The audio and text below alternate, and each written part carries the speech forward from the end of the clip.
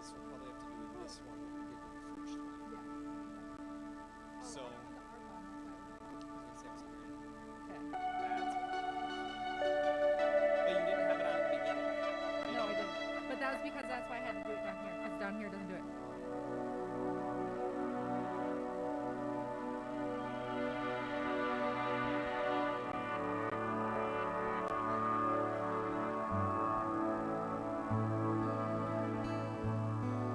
Where you go, I'll go. Where you stay, I'll stay. When you move, I'll move. I will follow.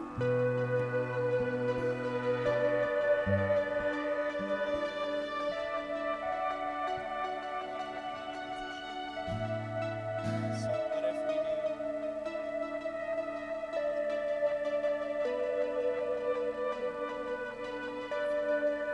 Probably what you'll need to do. Sorry, I'm just trying to get the feel. Okay. Did I need to up this one? Probably what you guys will have to do is when you hit A, just hold that chord. I will follow. Hold it for a few seconds longer than you would, and then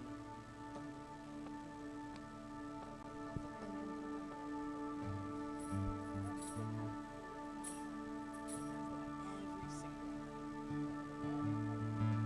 And then we like you to get the pedal. We like it.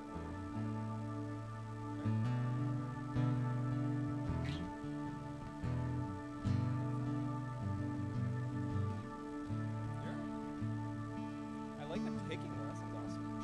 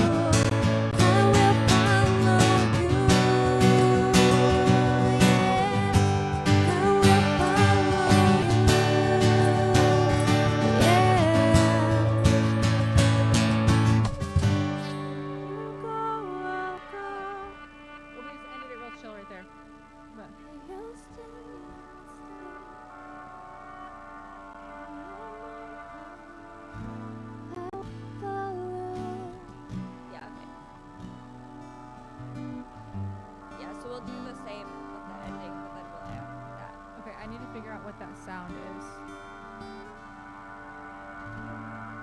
Is that making it feedback? Is that me making that feedback?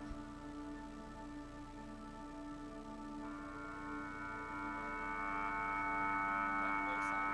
Yeah. Yes, Oh, you're right.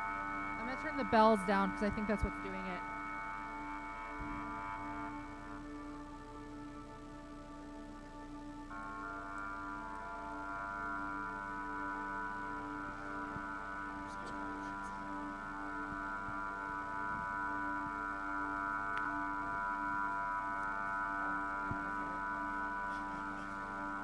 Waymaker?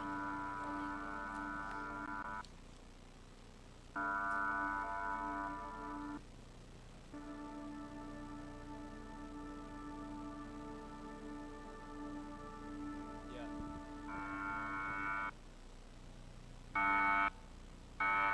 Well, it's definitely the sound. Okay, I'm trying to figure out which one it is. Whether it's It sounds brassy.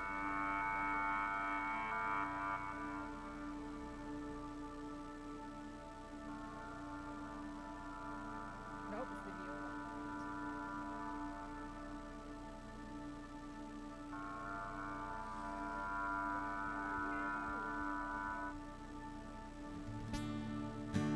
Oh, it was the reverse grand. Oh, goodness.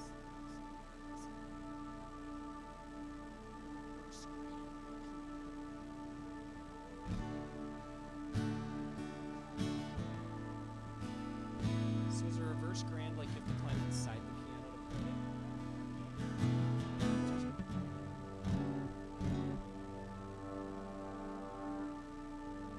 Okay, just a second. I want to make sure that sounds okay.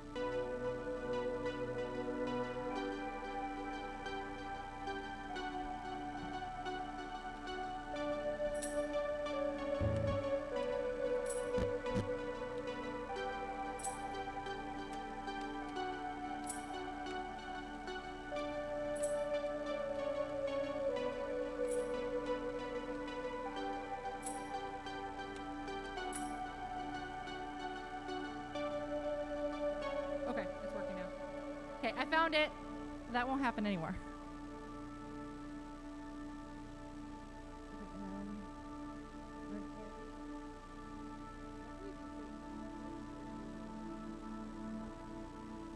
C to C sharp.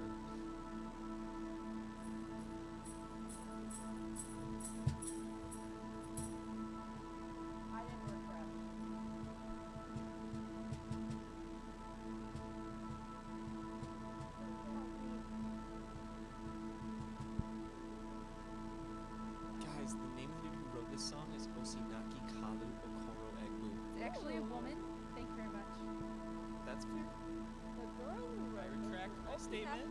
I retract my statement. It's a woman. Thank you very much. Either way, her name is awesome. This started with D, right? Brian Apple would be proud of me right now.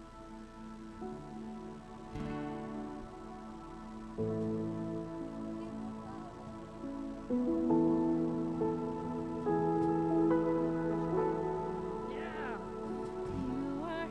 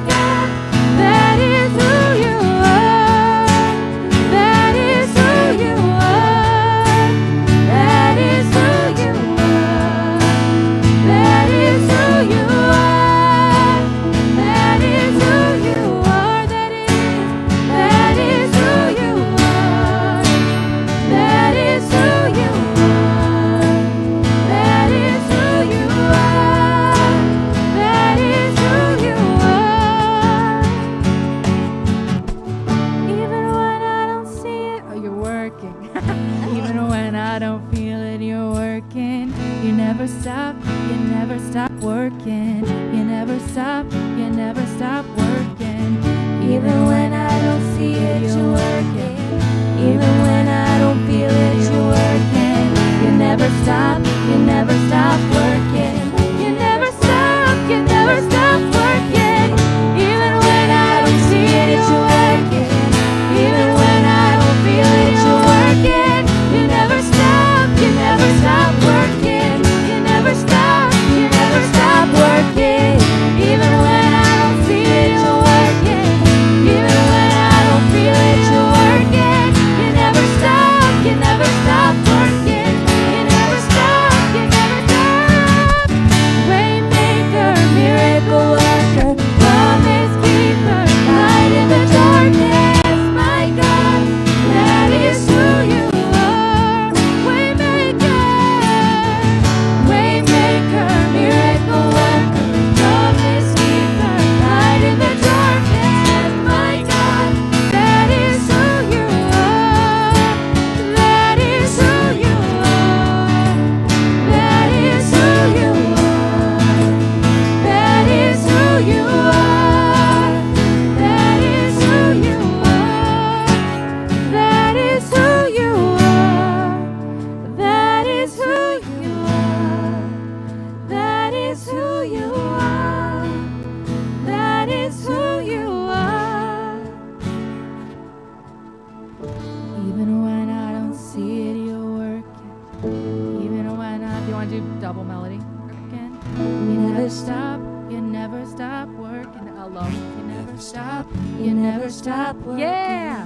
Even when I don't see it, you're working. Even when I don't feel it, you're working. You never stop working. You never stop working. I apologize to whoever who's doing lyrics because I might go Pentecostal on you. And yeah. You should have a slide that literally just says Pentecostal interlude, and you can just flip that up whenever you feel like it. Oh yeah, I'm spirit led. I forget. Oh, it's called spontaneous. Oh no, that's when they sing whenever it comes out of their mouth. Can we try those harmony parts real quick? On the chorus? Yes. I know after we changed the key, I had a harder time finding it. Yeah, it's hella. I don't think I'm gonna do a harmony on the verse because it didn't sound good. That's fine. I wish there was a way to turn up the keys. I can hear it. Without adding that. No.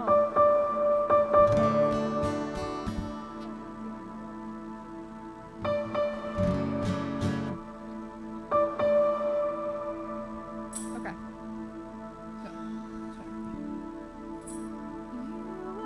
Do you want low or high? High. Hi. That's what I'm showing you. You are waymaker, miracle worker, promise keeper, light in the darkness. My God, that is who you are. You are waymaker, miracle worker, promise keeper, light in the darkness. My God, that is who you are. That is who you are. That is who you are. That is who you are. That is who you are. Good? Okay. That is who you are. I always feel like such a even when I don't see it, you're working. Esther would be so proud of me. Okay, Christ is enough. Yes, he is. Amen. Hallelujah. Amen. Key change. I did already. Yeah, that's the beauty of keeping them all kind of relative is that the shift doesn't, you can't really tell. It is relatively helpful.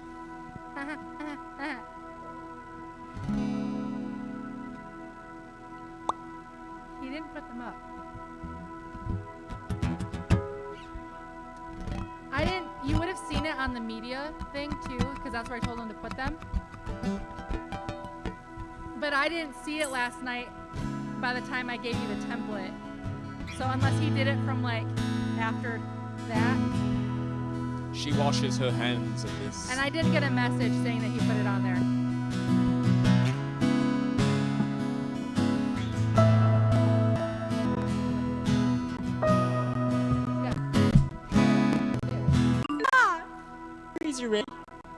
It's telling me how much screen time. Have you guys seen the video of that dude who's playing like this really high-end violin concert, like solo, and he's like do do do do do, and then he just pauses and waits for nee nee nee nee nee nee nee nee, and then just like continues on with his song. So good. You won't do bridge because you want to end with the bridge down. So yeah, so I was thinking bridge 1A and then bridge 2, but I don't know whether or not to do a third A or just go back to chorus. What I would do the instead of ending on No turning back. no turning back, we'll end on I have decided follow Jesus. So 1, 2, 3. And then you want to leave the chorus in there. We'll see what happens. See what happens. All right. Or is it me in the camera?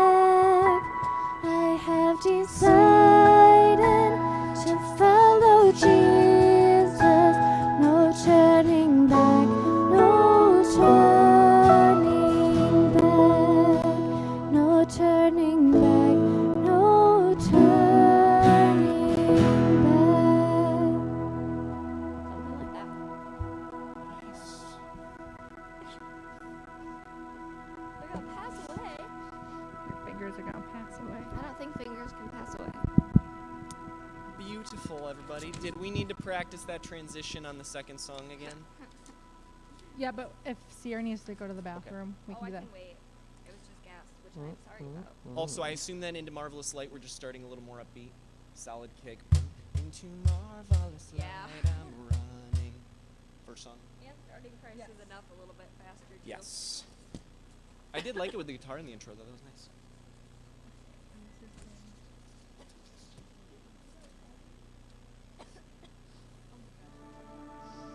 Okay. So I turned the reverse grand off, so we should be totally fine this time.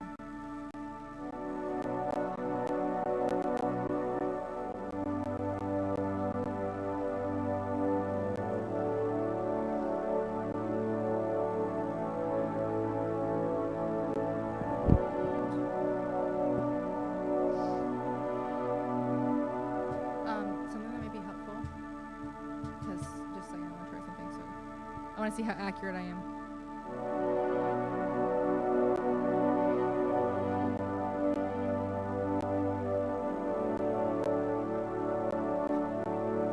Okay, I just want to try something.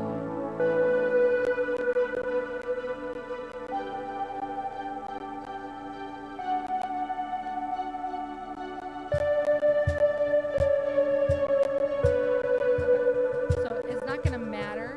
So I just want to make sure my tempo didn't change the tap tempo. Okay. So it doesn't matter how slow we start this. Okay. So I was trying to follow the keyboard, but it was kind of hard to. yeah, you kind of go. So what's gonna happen is because the bass note doesn't change.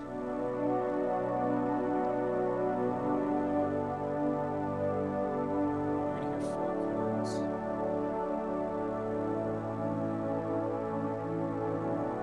Where you go, I'll go. Where you stay, I'll stay. When you move, I'll move. I will follow.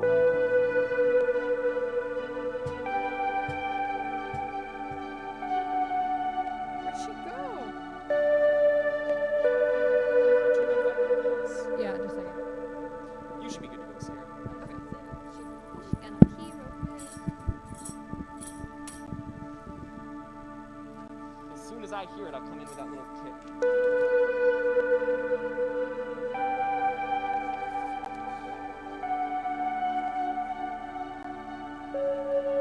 Wait. She just disappeared. There she is.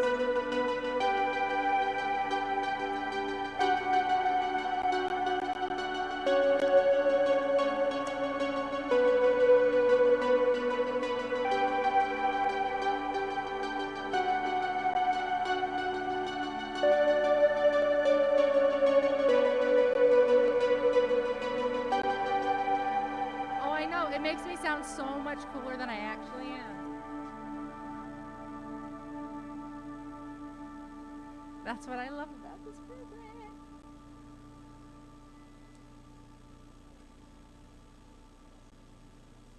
Okay.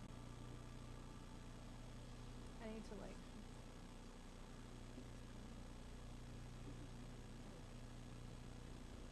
When you switch your pedal, or you I need to assign it real quick. Can you sign it for me? So I need to change the key.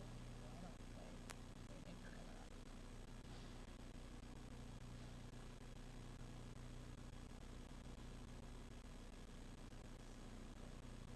If you go to layout, click on the pedal, and then hit assign.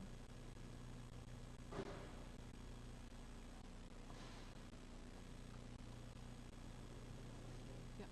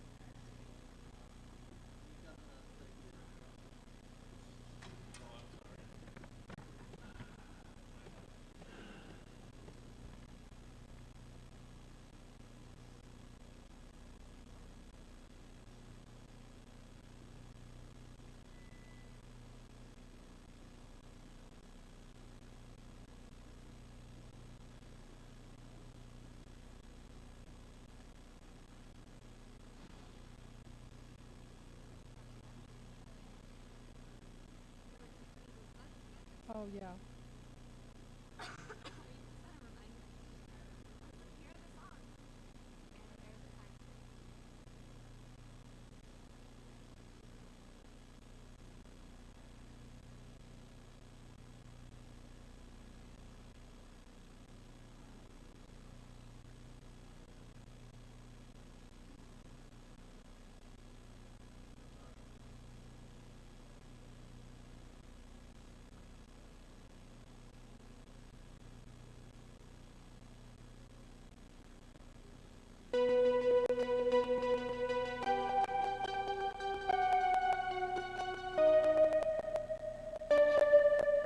Sorry, Dad.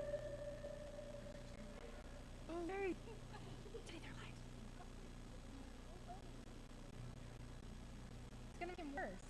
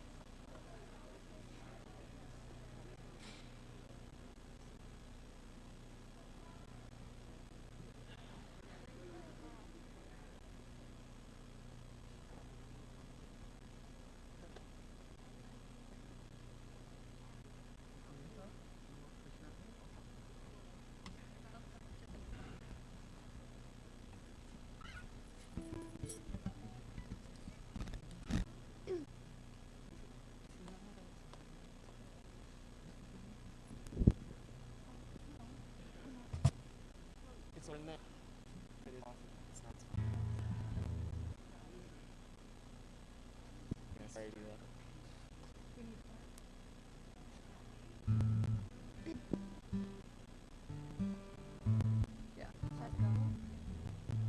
Good morning, everyone. Woo! Early Sunday morning, the lovely time change. But that's okay because we're here to worship and to listen to a lovely sermon and praise God. So let's dance and sing.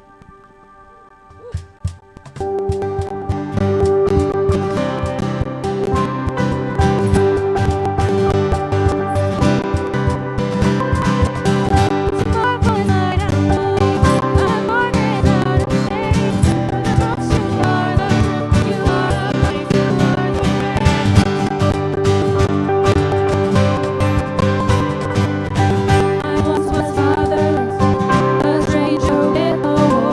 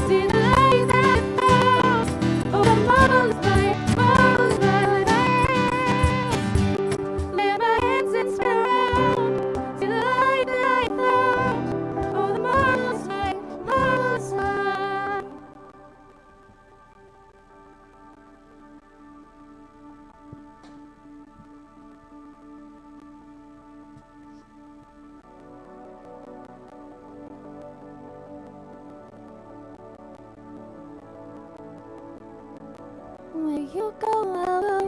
Where you stay, I'll stay. When you move, I'll move. I will follow.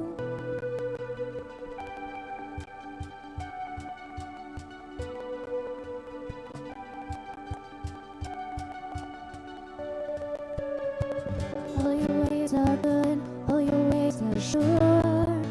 I will trust in you alone, higher than myself, higher above my life. I will trust in you alone,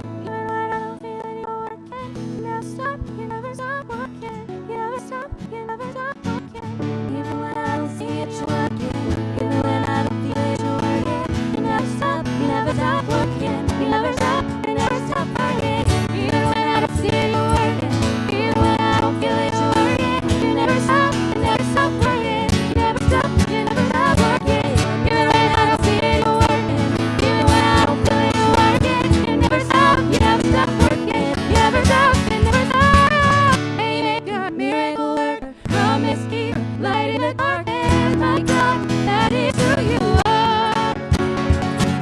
Waymaker, miracle worker, promise keeper, light in the darkness, my God, that is who you are. That is who you are. That is who you are. That is who you are. That is who you are. Even when I don't see it, you're working. Even when I don't feel it, you're working. You never stop. You never stop working. You never stop. You never stop working. Even when I don't see it, you're working.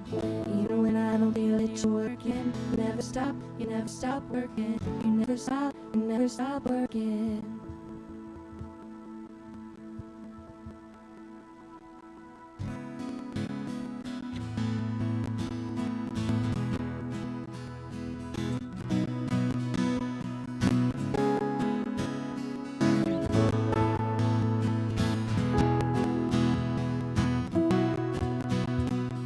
Praise is my reward and all my devotion. Now there's nothing in this world that could ever satisfy. Through every trial, my soul will sing, no turning back. I've been set free. Christ is enough for me.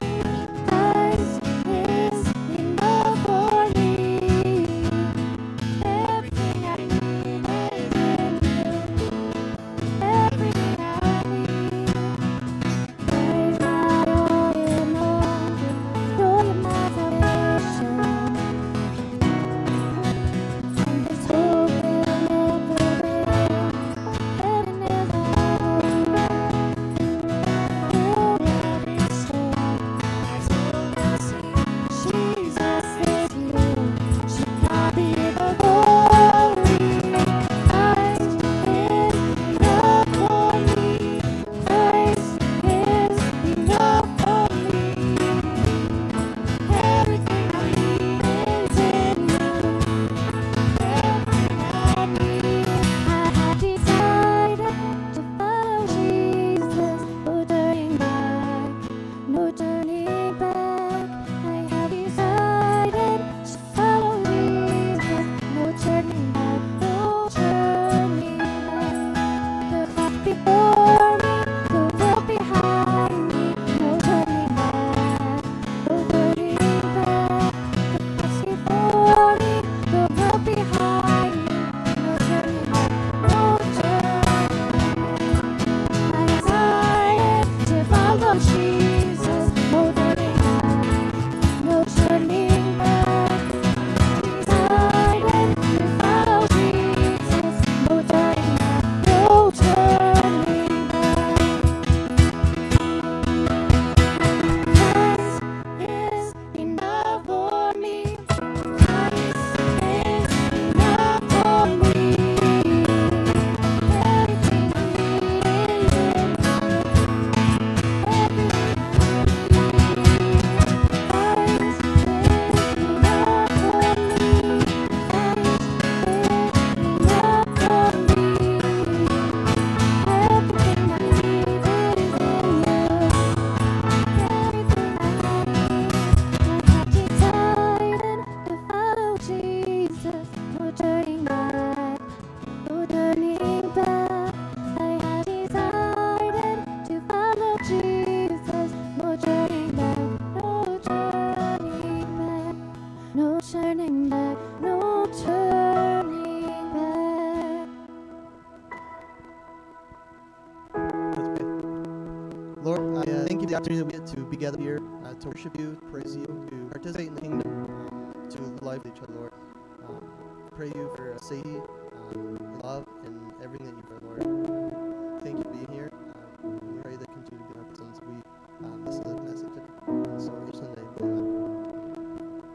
Be seated.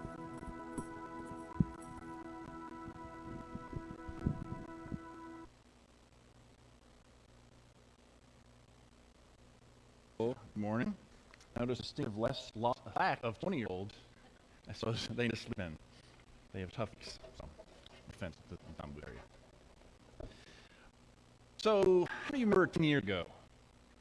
sort of. Remember it existed, though actual things may be hard to believe. May of 2011.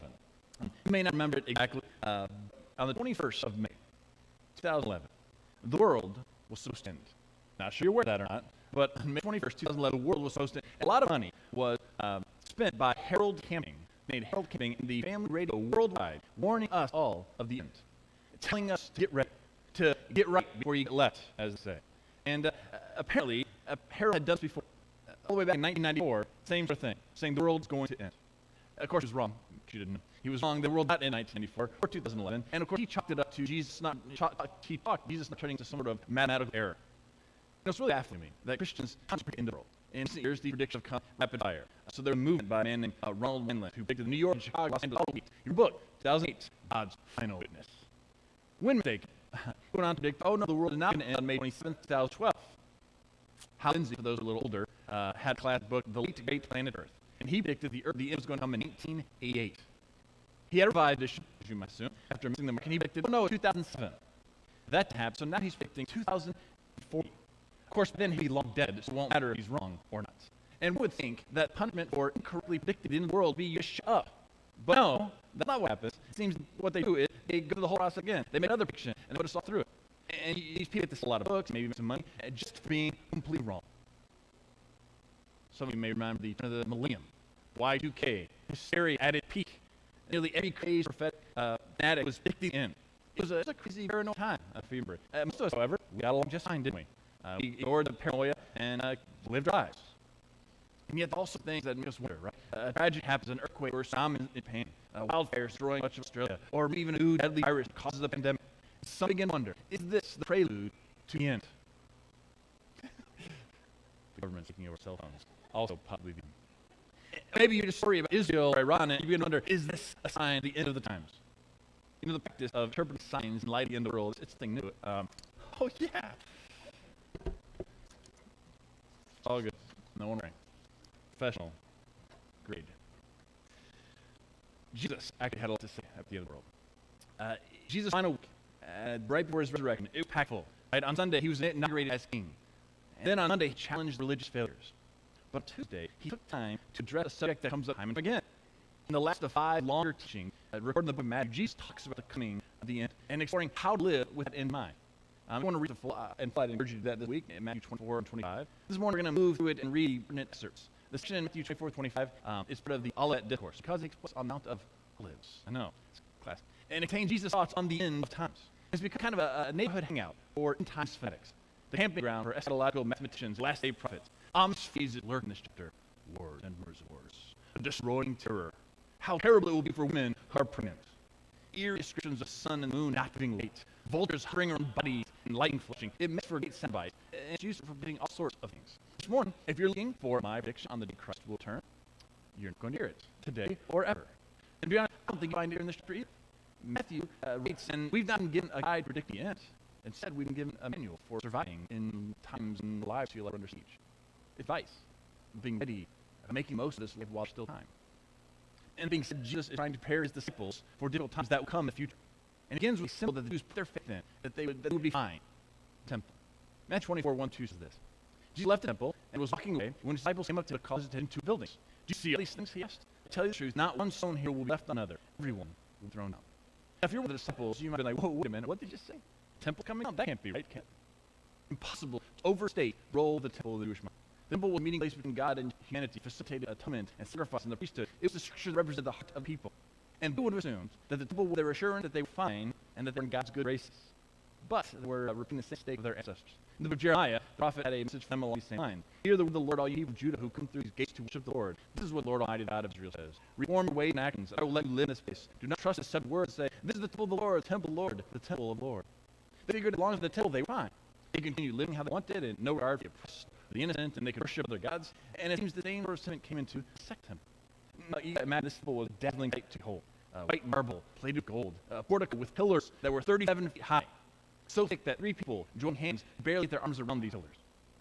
Archaeologists found cornerstones from the temple that measured 20 to 40 feet in length. They weighed more than 400 tons. It's an impressive building, to be sure.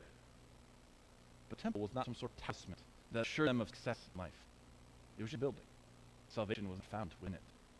Jesus had just stated the hypocrisy of the religious leaders in chapter 23. And he begins his warning of what's come. He wants to make clear that not even a building could save them.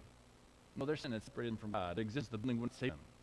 Repentance would. And even to Jesus' statement, not one stone will be left on another. It would have willed the disciples. It had quite a cataclysmic event for that to happen. The whole thing come crushing down. And so, firstly, probably disciples asked him, basically, so tell us more about this. What's the sign? How's this going to happen? And Jesus then goes into all these apocalyptic images, discussions that were probably pretty scary for disciples. Jesus says, starting verse 6, you will hear of wars and rumors of wars. See to it that you are not alarmed. Such things must happen, but the end is still come. Nation will rise against nation and kingdom against kingdom. There will be famine and earthquakes in various places. All these are beginning birth pains. All were released by Reuters a while back. It showed 1 in 7 people believe that the end of the world will happen in their lifetime. 1 in 7. I don't know about how many here, but I'd say probably 7, 10 of you believe that the world is going to end in your time. Are any of that people? Oh, come on. A lot of things participating. 1 in 7. It's going to be our time. You know, our narcissism leads to that Jesus is talking about us here, right? I hate doomsday preachers on TV all the time. Look at the war in the Middle East. Look at the rise of ISIS. Even in America, look at race wars last few years. Clearly, Jesus is talking about our situation. Here's the problem, and probably the statistic for it. Of the past 3,400 years, humans have been entirely at peace for only 268 of them. That's just 8% of recorded history has there been peace. Conflict among humanity has been a staple of our existence. So trying to use war to pinpoint the end seems kind of fruitless. And yet, out of pride and selfishness, countries, people, groups, individuals, they continue to fight. It's nothing new. People fight. People die. Approximately 6,700 Americans will die every day. It means today, at the end of Sunday, over 6,000 people in America have died. Some will meet their end suddenly in a car accident or a heart attack. Others will conclude a long struggle with cancer or some other illness or the coronavirus. Whatever the case, today will mark the end of this life for so many people. But it is not the end of time. I mean, we survived plenty of tragedy and natural disasters. I'm sure there will be droughts and famines somewhere in the world this summer. I'm sure we'll see hurricanes, earthquakes, and volcanoes somewhere in the world this year. These are not signs pointing to the end. They are part of living in a fallen world where we have destroyed God's good creation. I'm sure we'll see more Christians martyred for the faith, see more persecution, we'll see more people turning back to truth and embracing lies. But all of these things are nothing new. They've been happening over and over and over again from the beginning. And before you go off and build a fallout shelter or a pocket bunker or order a bunch of food, toilet paper, or sell your possessions, sit in a lawn chair and just wait for just to return, let me repeat Jesus' own words. See to it that you are not alarmed. Don't freak out, because all these things were going to happen and are going to continue to happen. And so Jesus said, I'll tell you the truth. This generation will certainly not pass away until all these things have happened. He's basically saying, you're going to sit in your lifetime. And at the end, it still didn't come. Jesus wasn't just talking about war and famines. He was speaking of the destruction of the temple. There said a cataclysmic event would have to happen for the temple to come crashing down. Guess what? It happened. In 7 AD, the Roman general Titus laid siege to Jerusalem, and he brought it to its knees before the Roman Empire. Eventually, famine, pestilence, and war killed an estimated 1 million Jews. And as predicted, the temple was destroyed, not be rebuilt. And yet, the world didn't end, because these sorts of things will continue to happen until the end. Don't be alarmed. And if anyone tries to fear-mongering, to deceive faithful believers, you need to turn them off, hide them from Facebook feed, call them out, because they've clearly not taken Jesus' words to heart. Because after talking about the signs that will lead up to the coming Son of Man, he says this: no one knows about that day or hour, and even the angels in heaven, nor the Son, but only Father. No one knows. Period. So don't bother trying. You're wasting time. These sorts of events hadn't and continue to happen until Jesus returns. The question, however, is this: what are we going to do in the meantime? Because cataclysms don't just occur in Jerusalem at the end of history. Hungry bodies and cold hearts are easily found today. The account that Jesus gives on survived tough times is useful for more than the battles of Rome or Armageddon. It's useful for the battles of your world and mine. You know, what interests most of this section of Scripture is not how it begins, but actually how it ends. So people in their discussion about the end times at the close of chapter 24, Jesus keeps right on going into chapter 25. He has far more to say about how to live than how to look for signs. He tells 3 parables in chapter 25 that provide a great blueprint for how to live while we wait, how to prepare no matter when end comes. And these parables illustrate Matthew 24:44, which is this: so you also must be ready, because this man will come an hour when you do not expect him. First is the parable of 10 virgins. Jesus tells a story of a party of bridesmaid type women, and they function as torchbearers for a procession, and they're chosen to participate in the wedding. So if you've ever been a bridesmaid in a wedding, you've probably not do this, but walking around with a flaming torch. If you ladies ever do that, well, it's just holding flower and not trimming, right? That's one of your duties. This is a little more. They have these torches, and they're each carrying a lamp or a torch, and they're waiting for the bridegroom, and they expect this person at some point during the night. And so 5 of the virgins were wise, and they brought more oil to their lamps. But 5 of the virgins foolish, and they only got their lamps with extra oil. At midnight, the virgins all hear the call that their comes should come out into the bridegroom. But the lamps have gone out 5 of them. And so the foolish ones say to the wise ones, hey, come some of your oil. Like, no, we asked not us. Sorry, you're out of luck. So while the foolish virgins go out to get more oil, bridegroom shows up. The wise ones accompany him into the banquet and the celebration. The others arrive too late and are excluded from the party. Now, a little bit of background information regarding weddings in the ancient Near East, if you helpful. The marriage process was a little different back then. First, parents arranged marriage. Kids who's excited about that? Have an arranged marriage? Elijah, fantastic. I like that you have faith in me. They arranged the marriage. There was some consent from the bridegroom, to be fair. And they had this engagement period of a few months. But on the day of the wedding, the groom would go to the bride's house and claim his bride from the parents. And some friends would accompany him. And then the marriage ceremony would happen at the bride's home. Then in the evening, the groom would take his bride to his home. And it involved a nighttime procession to the streets. So a banquet would last up to 7 days followed after that. So the scene in the parable is that night, the bride's friends are waiting to welcome the couple into the groom's house where the banquet would then begin shortly. All 10 of the virgins knew that the groom's appearing would be soon. They're all supposed to go on a feast and celebrate once the groom arrived. But the groom arrived late. And half the wedding party wasn't prepared and had to go get more oil to the lips. And so they arrived to the wedding celebration and returned to the door. And thus the parable concludes, therefore keep watch, because you do not know the day or the hour. This parable is a further reinforcement of the call for constant readiness for a coming which will be a time where no one can predict. And this parable draws out the vision between the wise and the foolish. The wise ones, those take action, think ahead. They step so the couple bride can celebrate. Now, I don't usually preach sermons that contain scare tactic like, if you die today, do you know where you're spend eternity? So no longer know that, usually not in a repertoire. There's an urgency in one's relationship with God that should not be ignored. I mean, are you ready for anything? For the end of the world? For Christ's return? For your own death? For the death of loved one? Are you ready? Because parable makes it clear. Preparedness is an individual thing. It cannot borrow from someone else. The virgins cannot borrow oil from their parents, and we can't borrow salvation and right relationship with God from anyone else. That's between us and God. Our parents and our grandparents' relationship with God doesn't save us. Our spouse's relationship with God does save us. It is up to us to get right with God. And so first parable highlights the urgency of the parents. Second, parable of the talents, I think lays out mentality should have. Matthew 25:4-30 tells of a master who's leaving house travel. And before leaving, entrusted his property to 3 of his servants, and he gives them talents. Now, talents of, let's say, $1,000. And according to the abilities of the servants, he gave them 1 5 talents, another 2 talents, and 1 talent. And the expectation is they're going to use this property and put a good use. So when the master returns home after a long absence, he's going to ask his 3 servants the accounting of money he gave them. Now, the servants, they claim that they put the talents to work, they doubled the value of property from what they were interested. So each of those 2 was rewarded. The third servant, he merely hid his talent. He buried it in the ground, and he was punished by his master. Now, if man who hands out the money and goes on a journey represents God creating and blessing of the resources, then the point of the parable is pretty clear. Choose to be prepared by using whatever you have for God's kingdom. Sitting around waiting for Jesus to return is not the best use of your resources. We're called to do more than just debate about second coming. Use your time wisely, because you don't know when it will be gone or when it will be taken from you. If you need good ideas of what to do with time, Jesus is to help. In the third parable, the parable of the sheep and the goats, is one of the most profound yet vivid in all Scripture. All this talk about the second coming, and Jesus says, when it happens, this is what's going to occur. We're going to stand before him, and we're separated into 2 groups, the sheep and the goats. And the sheep are one who gave food and drink to Jesus, who clothed Jesus, who cared for Jesus in his sickness, who visited him in prison. And when they do it for Jesus, whenever they did it for anyone else, whenever they did it for any God's children. And the goats, they're the ones who didn't. The goats are the ones who saw a need and ignored it. And the parable drives on the point. Those who are prepared and those who are productive are the ones who are actively loving others.